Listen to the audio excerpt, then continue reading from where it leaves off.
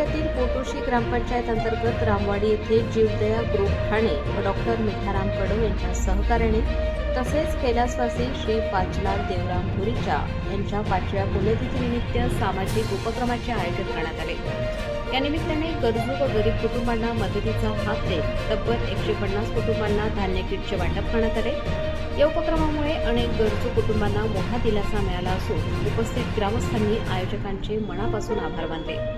सामाजिक बांधिलकी जपत अशा प्रकारचे उपक्रम समाजासाठी प्रेरणादायी ठरत असल्याचे मत उपस्थितांनी व्यक्त केले।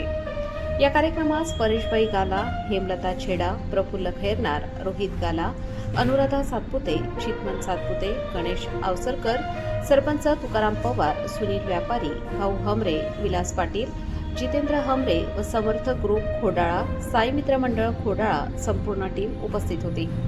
यावेळी विद्यार्थी व ग्रामस्थ मोठ्या संख्येने उपस्थित होते। कार्यक्रम यशस्वीरित्या पार पाडण्यासाठी स्थानिक ग्रामस्थांनी मोलाचे सहकार्य केले। प्रतिनिधी रघुनाथ गांगुर्डे, पालघर जिल्हा।